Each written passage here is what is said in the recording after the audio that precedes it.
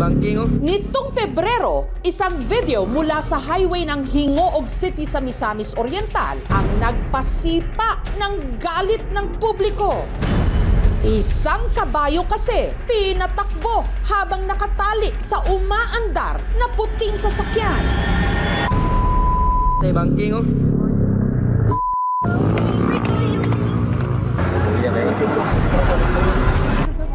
Sa isa pang video, makikitang nakabulagta na ito sa gilid ng kalsada. Hinahabol ang hininga, literal na hingal kabayo. Sumunod na kumalat ang balita, ang kabayo na kinilalang si Kabang dahil sa sobrang pagod, pinawian na raw ng buhay. Sino ba naman na matutuwa na pinahila sa sasakyan? Bagay na pinabulaanan ng driver ng sasakyan na siya rin palang may-ari ng kabayo. Mauni siya si Kabang in very good condition. Chismis nila nga namatay.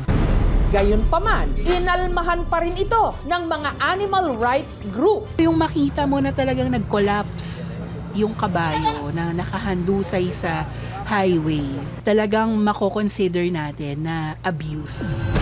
Ang kawawang si Kabang, tuluyan na kayang makakawala sa sinasabing tali ng kalupitan at kapahamakan? Kabayo na nakuhanan ng video na kinakaladkad ng sasakyan sa kalsada ng Misamis Oriental. Kamusta na kaya siya ngayon?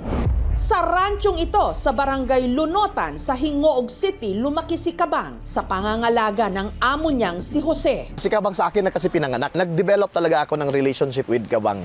Dahil nasa 8 gulang na raw si Kabang, sinimulan na siyang i-train ni Jose. Tinetest lang po yung endurance ng kabayo para at least ma-familiarize po siya sa traffic, sa highway. Pero ang di umano pagsasanay na yon, ikinakulo ng dugo ng mga nakapanood ng video. Kawawa yung kabayo.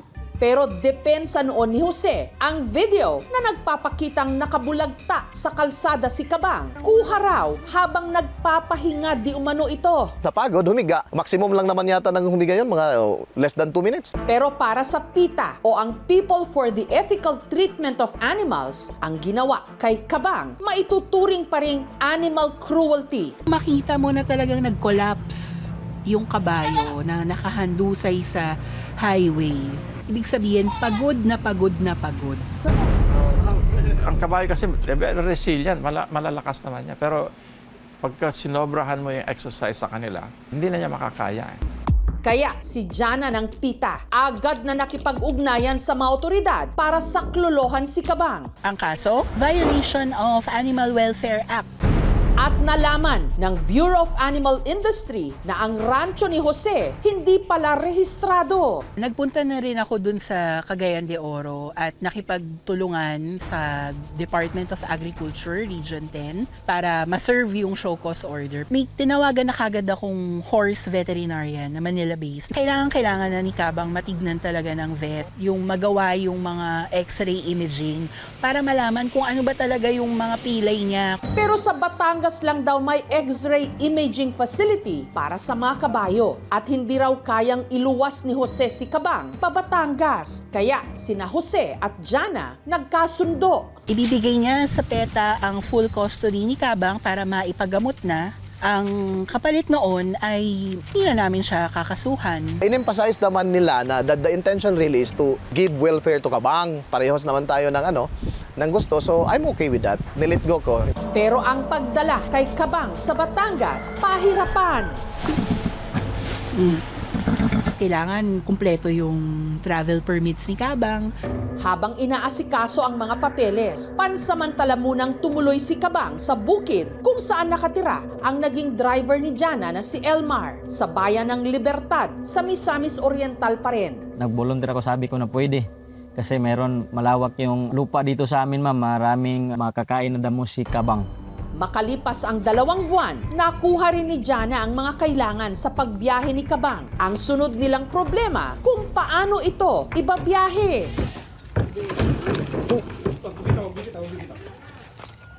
Very good, Kabang. Good, Kabang. ang naging katuwang ni Jana, ang veterinaryong si Doc Steve. Hindi ako nagdalawang isip, sumama na ako sa kanya. Nanggaling pa talaga sa Luzon yung trailer na yon.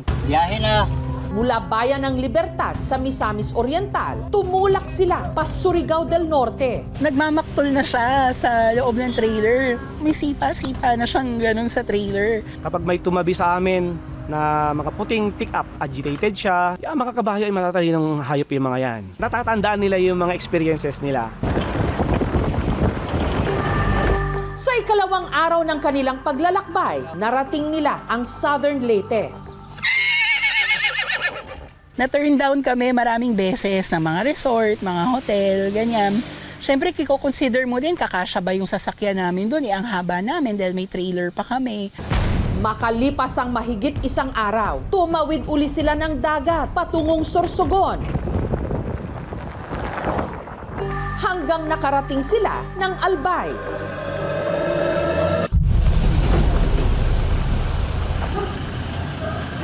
Madaling araw nitong May 17, matapos ang 6 na araw, nakarating na rin sila ng Lipa sa Batangas.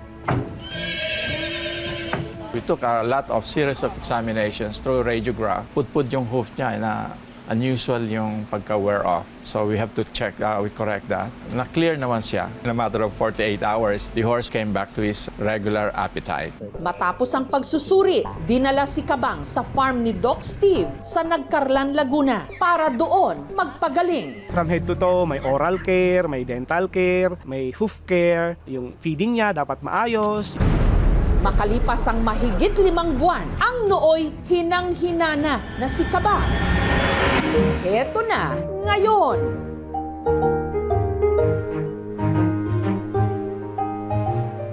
Tumabata-ba na, mas mukha naman siyang masaya ngayon, malaya siyang nakakalakad-lakad dyan, mukhang recovered na.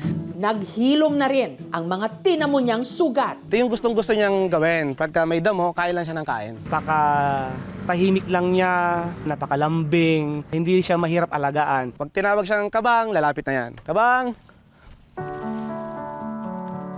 Naghahanap ngayon sina Jana ng magiging tahanan ni Kabang. At ang isa sa mga nagpresenta, walang iba kundi si Doc Steve na rin mismo. 100% sure ako sa decision kung i-adopt si Kabang. Pero siyempre, tutulong pa rin ako sa welfare ni Kabang kung kanino man siya mapapunta. Ang hindi alam ni Doc Steve, may inihandang sorpresa si Jana para sa kanya. Kaya Doc, meron akong surprise sa'yo. What?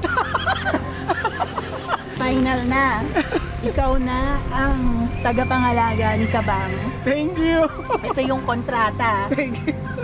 Nakakataba ng puso na tayo na ang nag-ampon kay Kabang at dito na siya magtatagal sa piling ko. Of course, masaya! Ako din, sobrang saya ko rin, Doc, na sa'yo siya mapupunta. Pakasarap sa pakiramdam na makatulong sa mga voiceless, sa mga hayop na hindi nila kaya ipaglaban yung sarili nila. Hindi lahat ng kabayo kailangan ng humahawak sa renda o kumukontrol ng kanilang galaw.